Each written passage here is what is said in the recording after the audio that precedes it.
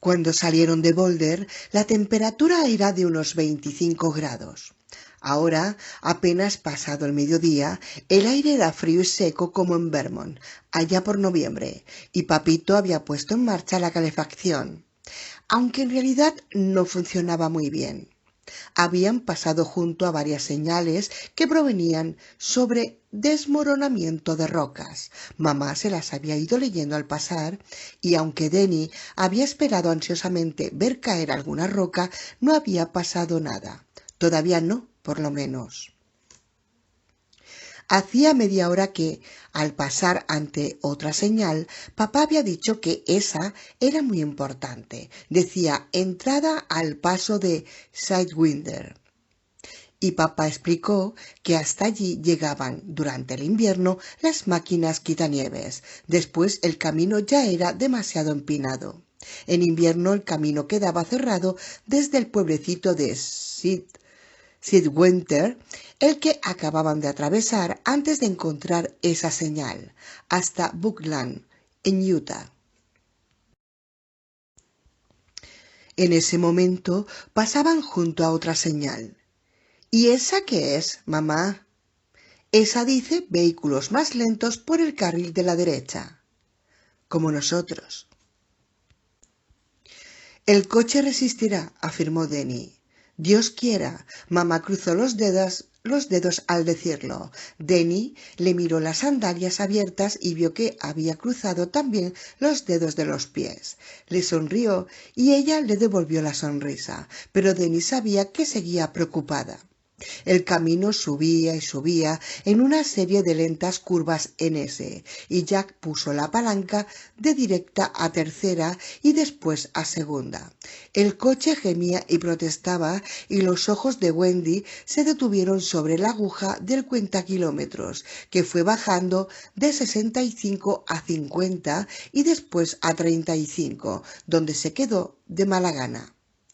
La bomba de la gasolina, empezó a decir tímidamente. La bomba de la gasolina aguantará 5 kilómetros más, la interrumpió Jack, cortante. La muralla rocosa caía a pico a la derecha, dejando ver un valle abrupto que parecía seguir descendiendo eternamente, con su verde revestimiento de oscuros pinos de las montañas rocosas. Los árboles descendían por grises despeñaderos de roca que formaban precipicios de cientos de metros antes de adoptar pendientes más suaves. Wendy divisó una cascada que se vertía sobre uno de ellos. El sol de las primeras horas de la tarde destellaba en el agua como un áureo pez atrapado en una red azul. Esas montañas eran hermosas, pero despiadadas. Wendy no creía que perdonaran errores y un inquietante presentimiento le cerró la garganta. Más al oeste, en Sierra Nevada, se quedó aislado por la nieve el grupo Donner y tuvieron que recurrir al canibalismo para sobrevivir. No, las montañas no perdonaban muchos errores.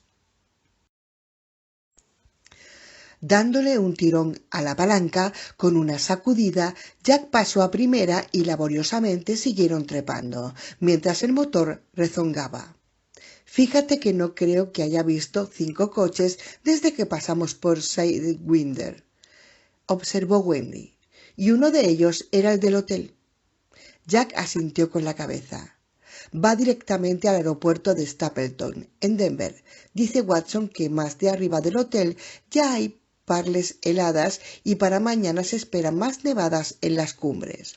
Cualquiera que tenga que atravesar las montañas ahora quiere estar en una de las rutas principales, por si acaso.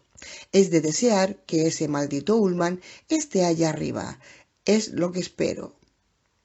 ¿Estás seguro de que la despensa está bien provista? Preguntó Wendy, que seguía pensando en el grupo Donner. Eso me dijo Ullman. Quería que tú le pasaras revista junto a Halloran. Halloran es el cocinero. Ah, murmuró Wendy, mirando el cuentakilómetros que ahora apenas marcaba 16 kilómetros por hora.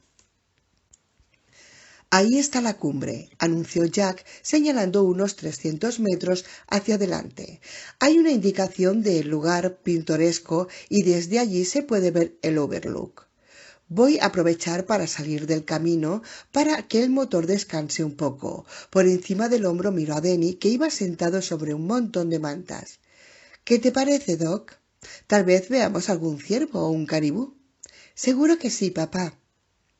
Esforzadamente, el Volkswagen seguía subiendo. El cuentakilómetros cayó a una cifra de 8 kilómetros por hora y empezaba a dar saltos cuando Jack salió del camino.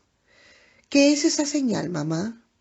Lugar pintoresco, leyó obedientemente Wendy. Pisó el freno y dejó que el Volkswagen pasara a punto muerto. Vamos, dijo Jack, mientras se bajaba del coche. Juntos avanzaron hacia la barandilla de protección. Ahí está, señaló Jack. En ese momento eran las 11. Para Wendy fue el descubrimiento de que una frase hecha podía ser verdad, quedarse sin aliento. Durante un momento realmente no pudo respirar. Lo que veía le había cortado la respiración. Estaban de pie casi en la cima de un pico. Frente a ellos, imposible de saber a qué distancia, se elevaba hacia el cielo una montaña más alta aún, cuyo pico escarpado se veía apenas como una silueta aurolada por el sol, que iniciaba ya su descenso. Por debajo de ellos se extendía todo el fondo del valle, y las pendientes que acababan de trepar en el sufrido Volkswagen eran a tal punto vertiginosas que Wendy sintió que si miraba demasiado tiempo hacia abajo le daría náuseas y terminaría por vomitar. El aire, transparente, parecía que la imaginación se llenara de vida, escapara de las riendas de la razón, y mirar era no poder dejar de verse cayendo y cayendo y cayendo, mientras cielo y montañas cambiaban lentamente de lugar en un girar lento, mientras el grito le salía a uno de la boca como un globo ocioso, mientras el pelo y las faldas flotaban al viento. Con un estremecimiento apartó la mirada del precipicio para seguir la dirección del dedo de Jack. Pudo ver el camino que trepaba por el costado de esa aguja gótica, girando sobre sí mismo sin perder la dirección hacia el noroeste, trepando siempre, pero en un ángulo menos escarpado. Más arriba, engastados aparentemente en la pendiente misma, vio cómo los pinos hoscamente aferrados a la roca se abrían para dejar lugar a un amplio rectángulo de césped verde, en medio del cual, dominando todo el panorama, se levantaba el hotel, el Overlook. Al verlo, Wendy volvió a encontrar el aliento y la voz. «¡Oh, Jack! ¡Qué maravilla!». «Sí, realmente», asintió él. «Ullman dice que es el que tiene el sitio más bonito de Norteamérica. No es que yo le dé mucho crédito, pero pienso que tal vez sea...». «Denny, ¿te sientes bien?». Wendy se dio la vuelta para mirarlo y el súbito miedo por él borró todos los demás. Por estupendo que fuera, se lanzó hacia su hijo, que se aferraba a la barandilla sin dejar de mirar hacia el hotel, con la cara de color gris pálido y en los ojos la mirada vacía de alguien que está a punto de desmayarse. Wendy se arrodilló junto a él y, tranquilizadora, le apoyó ambas manos en los hombros. «Denny, ¿qué...?» Jack estaba junto a ella. «¿Estás bien, Doc?». Le dio una pequeña sacudida y los ojos del niño se despejaron. «Sí, papá, perfectamente». «¿Qué pasó, Denny?», quiso saber Wendy. «¿Te mareaste, tesoro?». «No, estaba pensando. Lo siento, no quise asustaros». Miró a sus padres, arrodillados frente a él, con una sonrisita desconcertada. «Tal vez fuera el sol. Me dio el sol en los ojos». «Te llevaremos al hotel y te daré un vaso de agua», ofreció papá. «De acuerdo». En el pequeño automóvil, que trepaba con más seguridad ahora que la pendiente se había hecho más suave, el chico siguió mirando hacia afuera por entre sus padres mientras el camino iba desovillándose, permitiéndose de vez en cuando echar algún vistazo hacia el Overlook Hotel, con su imponente serie de ventanas que miraban hacia el oeste y que reflejaban en ese momento la luz del sol. Era el lugar que él había visto en medio de la ventisca, el lugar oscuro y retumbante donde alguna imagen aborreciblemente familiar lo buscaba a lo largo de oscuros corredores que tenían una jungla por alfombras, el lugar contra el cual lo había prevenido Tony. Era allí, estaba allí, fuera lo que fuese, Red Room estaba allí. 9. Liquidación de cuentas. Ullman los esperaba al otro lado de las amplias y anticuadas puertas de entrada. Le estrechó la mano a Jack y saludó a Wendy con un glacial movimiento de cabeza, observando quizá la forma en que se dieron la vuelta las cabezas cuando ella atravesó el vestíbulo con el pelo rubio suelto sobre los hombros del sencillo vestido azul marino. El dobladillo de la falda se detenía púdicamente 3 centímetros por encima de la rodilla, pero no era necesario ver más para saber que Wendy tenía buenas piernas. Ullman solamente se mostró cálido con Denny, pero eso era algo a lo que Wendy ya estaba acostumbrada. Denny parecía ser un niño para la gente que comparte en general los sentimientos del V.C. Fields hacia los niños. Ullman se inclinó un poco desde la cintura para ofrecer la mano a Denny. El chico se la estrechó formalmente, sin sonreír. Mi hijo Denny, lo presentó Jack, y mi esposa, Winifred. Encantado de conocerlos a ambos, saludó Ullman. ¿Qué edad tiene, Denny? 5, señor. Señor, vaya, observó Ullman con una sonrisa y miró a Jack. Qué bien educado. Claro que sí, se enorgulleció el padre. Señora Torrance. Ullman le hizo la misma leve reverencia y por un momento Wendy pensó divertida que le besaría la mano. Se la ofreció a medias y efectivamente él se la tomó, pero se limitó a retenerla un instante entre las suyas. Tenía manos pequeñas, secas y tersas, y Wendy sospechó que se las empolvaba. El vestíbulo bullía de actividad. Casi no quedaba una de las anticuadas sillas de respaldo alto que no estuviera ocupada. Los botones entraban y salían cargados de maletas y frente al mostrador había una cola dominada para una enorme caja registradora de bronce, sobre la cual las calcomanías de Banca Medicare y Mastercard parecerían estrepitosos anacronismos. A la derecha de ellos, en dirección de una alta puerta doble que continuamente se abría y se cerraba, había una antigua chimenea en la que en ese momento ardían unos leños de abedul. En un sofá, colocado demasiado cerca del propio fuego, estaban sentadas 3 monjas que conversaban entre sí, sonrientes, con sus bolsos de viaje puestos a un lado en espera de que la cola para pagar disminuyera un poco. Mientras Wendy las miraba, estallaron en un acorde de risas infantiles y cristalinas.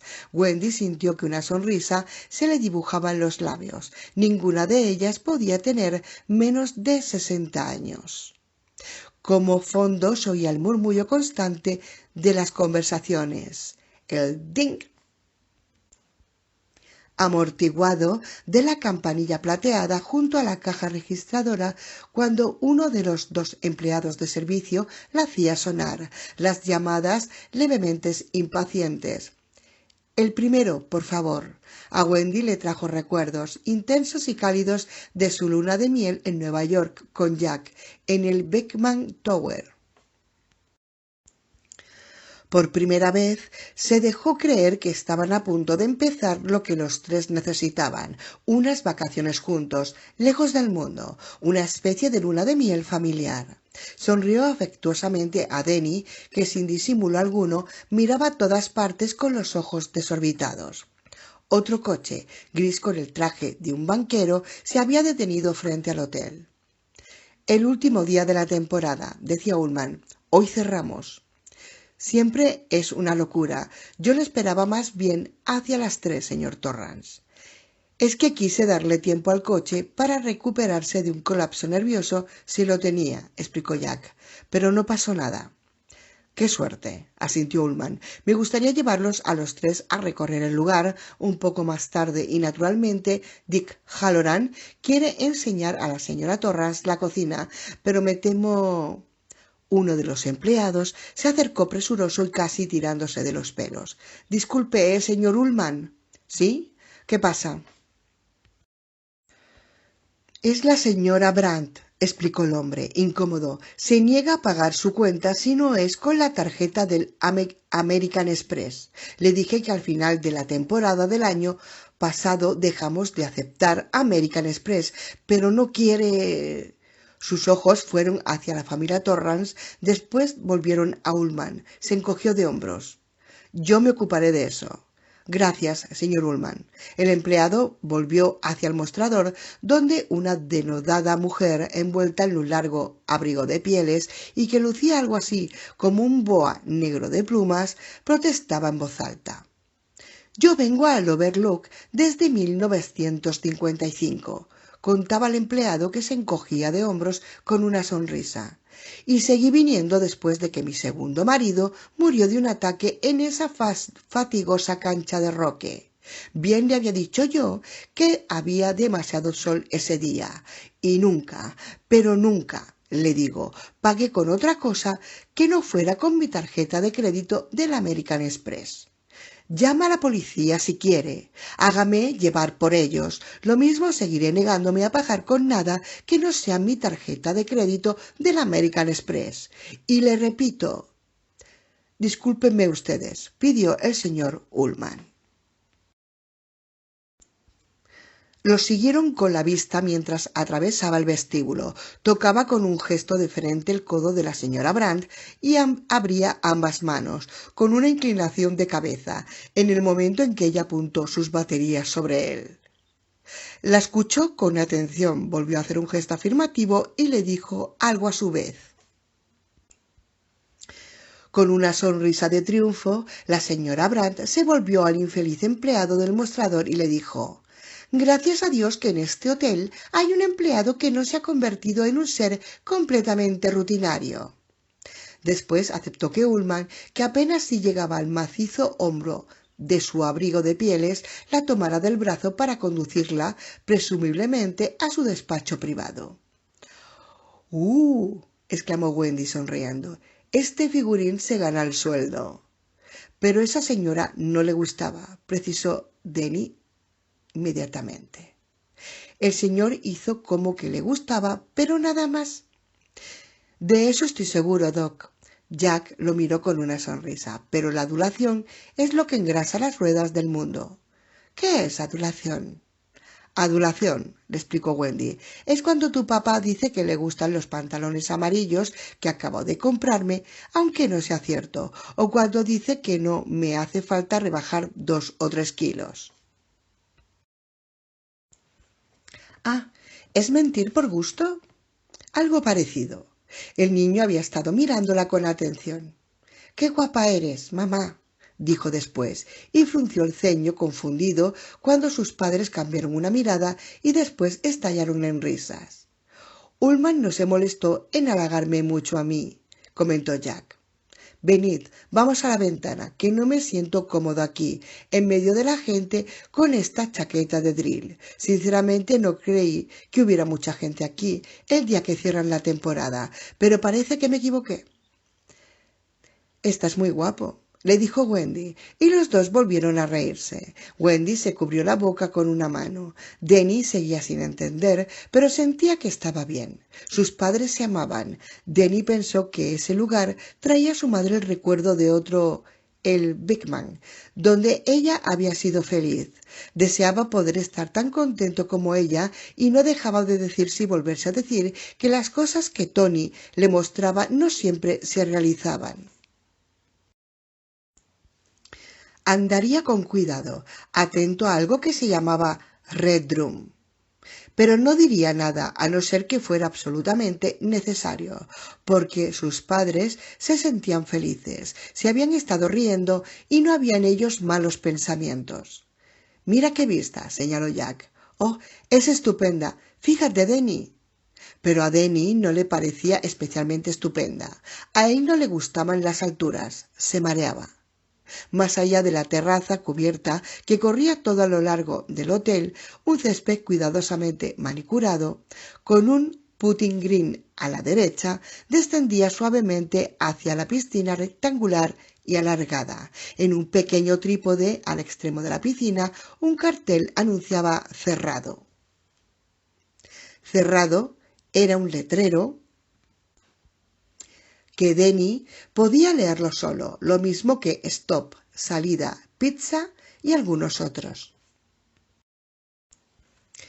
Más allá de la piscina, una senda de grava serpenteaba entre un bosquecillo de pinos y abetos y álamos de corta edad, y allí había una señal que Denny no conocía: Roque.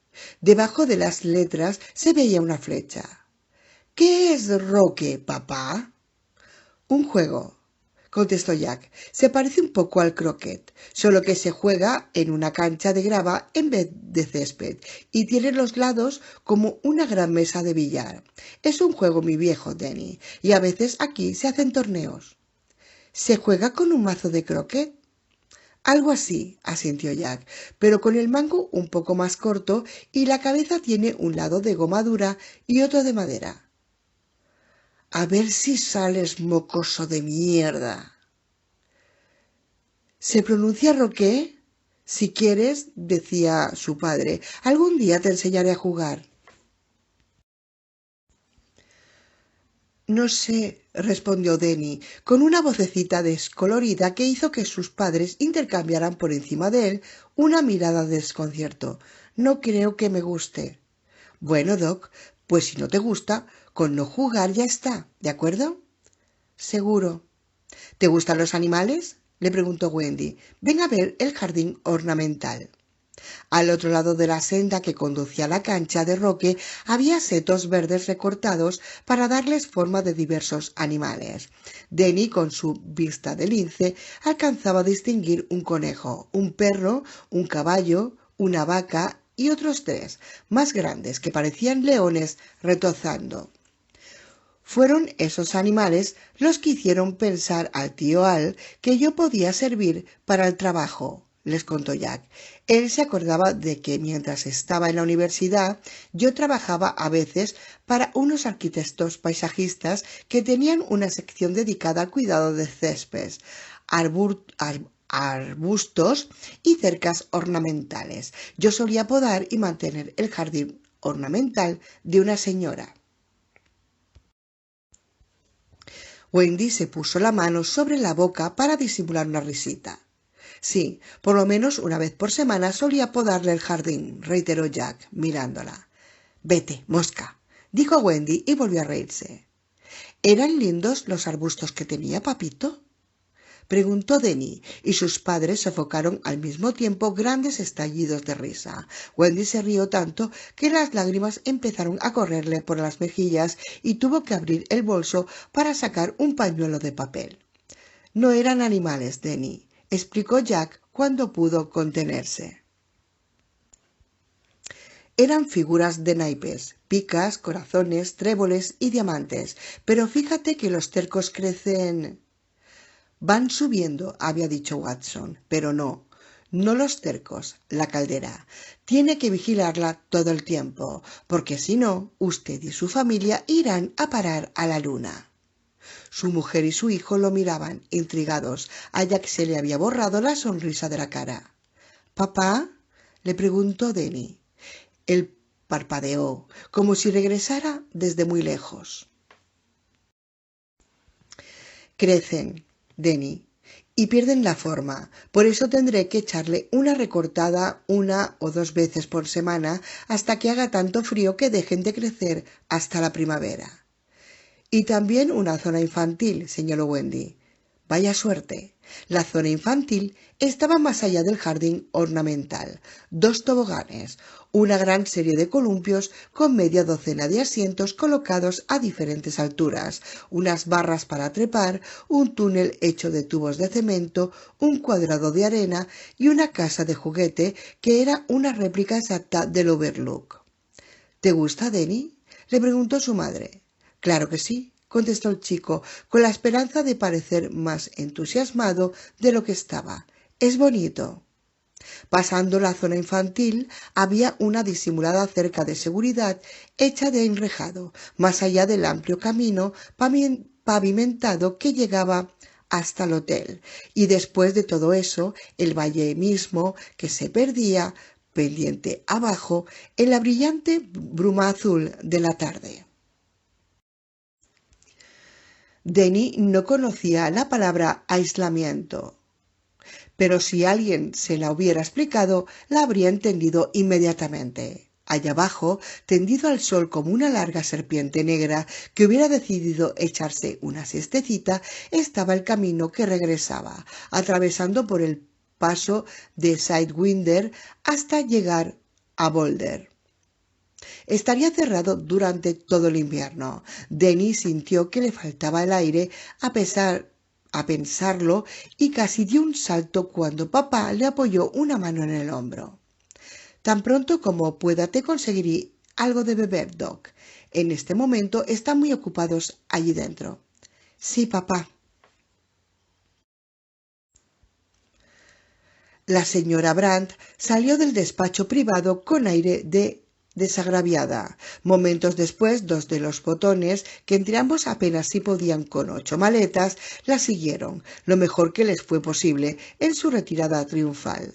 Desde la ventana, Denny miraba como un hombre de uniforme gris, tocado con una gorra que parecía la de un capitán del ejército, acercaba a la puerta el largo coche plateado de la señora Brandt. Se bajaba, la saludaba tocándose la gorra y se precipitaba a abrir el maletero. Y en uno de esos destellos que le sucedían a veces, el chico captó un pensamiento completo de ella, que flotó por encima de la confusa mezcla balbuceante de emociones y colores que le llegaban por lo común donde había mucha gente. Me gustaría meterme en sus pantalones. Mientras seguía mirando cómo los botones acomodaban las maletas, Denny frunció el entrecejo. La mujer miraba de manera penetrante al hombre de gris que supervisaba la operación. ¿Por qué querría ella meterse en sus pantalones? ¿Tendría frío, aunque llevara puesto ese abrigo largo de pieles? Y si tenía tanto frío, ¿por qué no se había puesto ella pantalones? Su mamá usaba pantalones casi todo el invierno. El hombre de uniforme gris cerró el maletero y se acercó a ella para saludarla y ayudarla a subir al coche. Denny se fijó muy bien a ver si ella le decía algo sobre los pantalones, pero se limitó a sonreírle y darle un billete de $1, la propina.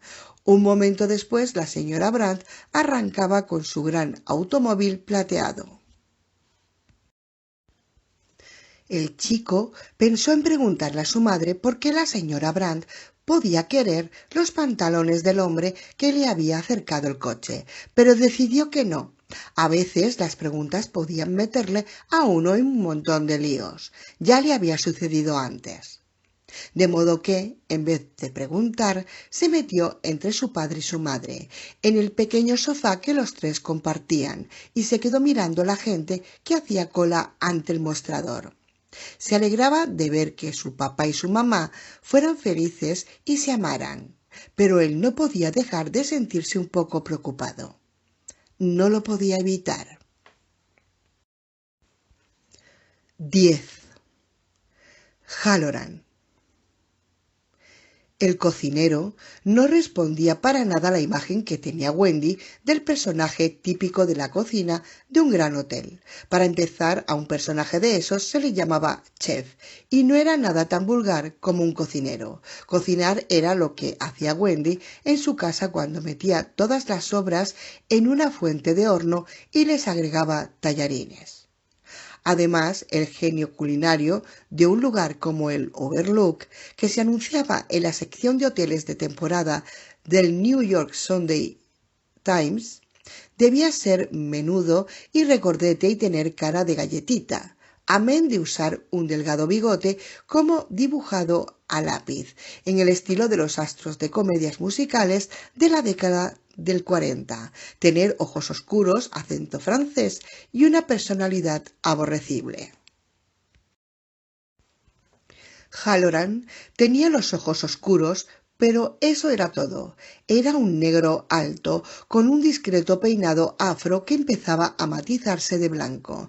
Hablaba un suave acento sureño, riéndose mucho y mostrando unos dientes demasiado blancos y parejos para que parecieran naturales. También el padre de Wendy tenía dentadura postiza y a veces le hacía reír mostrándosela en una gran sonrisa mientras cenaban, siempre que su madre estuviera en ese momento en la cocina o hablando por teléfono, recordó Wendy. Denny había levantado los ojos hacia ese gigante vestido de sarga azul, sonriendo ante la facilidad con que Halloran lo levantó y se lo sentó en el brazo diciéndole: «Tú no irás a quedarte aquí todo el invierno». «Sí, señor», afirmó Denny con una sonrisita tímida. «No, señor. Vas a bajar conmigo a St. Pete y te enseñaré a cocinar y todas las tardes nos iremos a la playa a buscar cangrejos. ¿De acuerdo?» Denny se rió, encantado, y sacudió la cabeza diciendo que no. Halloran lo dejó en el suelo. «Si piensas cambiar de opinión», le dijo inclinándose hacia él con seriedad, «más vale que lo hagas pronto. Dentro de media hora estaré en mi coche. 2 horas y media después estaré delante de la puerta 32, vestíbulo B, del Aeropuerto Internacional de Stapleton, en Denver, Colorado. 3 horas después de eso estaré alquilando un coche en el aeropuerto de Miami para irme a St. Pete, donde hay sol, ponerme el bañador y reírme a reventar de todos los que estén atrapados en la nieve. ¿Comprendes, hijito?» «Sí, señor», respondió el chico, sonriendo. «Pues parece que tienen ustedes un muchacho estupendo», comentó Halloran, volviéndose a Jack y Wendy. «Creemos que lo es», afirmó Jack, tendiéndole la mano que Halloran estrechó. «Soy Jack Torrance, mi esposa, Winifred. A Denny ya lo conoce usted». «Y bien que me alegro. Señora, ¿cómo la llaman, Winnie o Freddie?» «Me llaman Wendy», contestó ella sonriendo. «Muy bien, es más bonito que los otros, creo yo. Venga usted por aquí. El señor Ullman quiere que le enseñe a usted el lugar y vaya si se lo enseñaré». Sacudió la cabeza antes de agregar por lo bajo: «Y vaya si me alegraré de dejar de verlo a él». Halloran los condujo por la cocina más inmensa que Wendy había visto en su vida, reluciente de limpieza. Cada superficie estaba encerrada y pulida como un espejo, y era más que grande. Era sobrecogedora. Siguió a Halloran mientras Jack, completamente fuera de su elemento, se demoraba un poco con Denny. Junto a un fregadero de 4 pilas corría una larga percha de la que pendían utensilios cortantes que iban desde cuchillos de trinchar hasta cuchillas de carnicero con 2 mangos. La tabla de picar era tan grande como la mesa que ellos tenían en la cocina de su apartamento de Boulder. Una variedad increíble de ollas y cacerolas de acero inoxidable cubrían una pared entera, del suelo al techo.